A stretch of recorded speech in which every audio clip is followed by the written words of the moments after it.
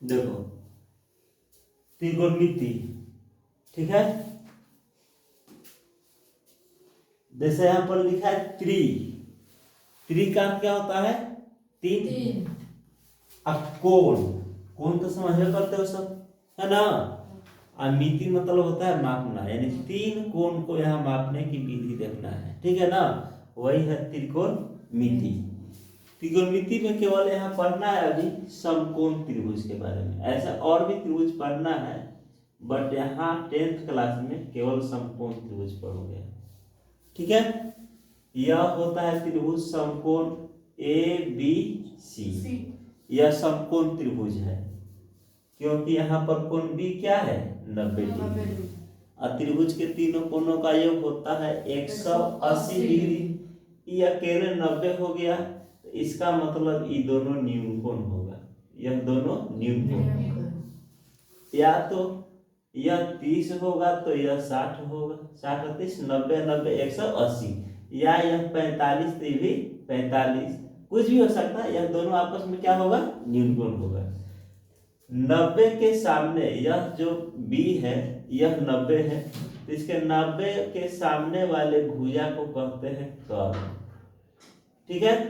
और यह हो गया आधार और यह हो जाएगा लंब। यह दोनों आपस में बदलते रहेगा। कैसे बदलेगा? अब जैसे मान के चलो हम कोण A को लेके चलेंगे। किसको लेके चलेंगे? A को। तो A के सामने जो भुजा है उसको सम्मुख भुजा कहते हैं। A के पास हो और यहाँ से तुम सामने देखो, कौन दिखाई दे रहा है? BC। अगर C को लेके चलेंगे तो इसके सामने क्या दिखाई दे रहा है? AB। अगर A को लेके चलोगे तो BC हो जाएगा लंब और AB हो जाएगा आधार। सम्मुख संलग्न, सम्मुख भुजा और संलग्न भुजा। C को लेके चलोगे तो AB हो जाएगा सम्मुख, AB हो जाएगा सम्मुख सामने, और ये हो जाएगा संलग्न। समझ आया? जैसे अगर यहाँ पर एक फिगर बना दिया जाए समकोण त्रिभुज, ठीक है, PQR। यह तो 90 डिग्री है, यह तो वही रहेगा, 90 ही रहेगा। अब बताओ P को लेके चलेंगे तो QR को क्या कहेंगे? लंब। QR का जाएगा लंब। और R को लेकर चलोगे तो क्या लंब होगा? PQ लंब होगा। आसान है ना। लंब यानी सम्मुख भी कह सकते हैं, आधार को संलग्न कहा जाता है। कर्ण तो कर्ण हमेशा फिक्स रहेगा, यह नहीं बदलता है। 90 के सामने कर्ण ही होगा। अभी देखो एक और, यहाँ पर यह है DEA।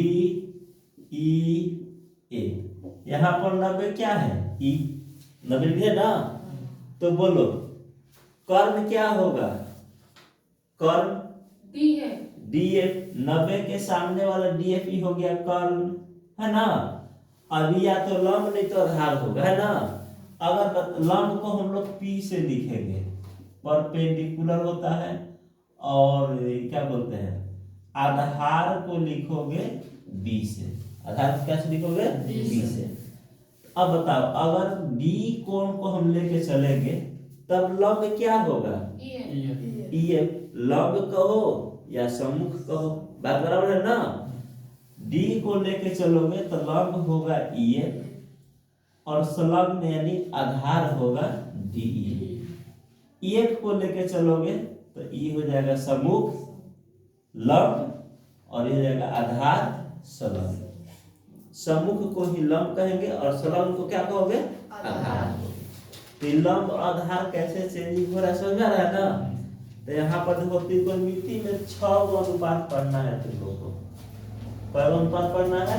6। Sine theta, cos theta लिख दे रहे हैं, अब सूत्र भी होता है। अगर मान के चलो यहाँ पर यह फिगर है,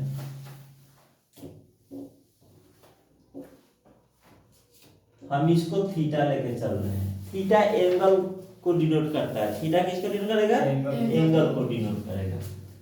अगर तुमसे पूछा जाए साइन थीटा का सूत्र, समझो साइन थीटा, तो कहोगे P/H, ठीक है। कॉस थीटा पूछा जाए तो कहोगे बी बटा एच। tan थीटा पूछा जाए तो कहोगे पी बटा बी। पी बटा बी। पी यानी लंब, बी यानी आधार, एच यानी कर्व, एच यानी कर्व। तो tan थीटा पी बटा बी। क्लियर है? कॉस को थोड़ा ऊपर लिखते हैं, कॉस थीटा बी बटा एच। समझ में आएगा ना? साइन थीटा पी बटा एच यानी लंब बटा कर्व, याद कर लेना है। कॉस थीटा आधार बटा कर्व और tan थीटा लंब बटा आधार। ठीक है।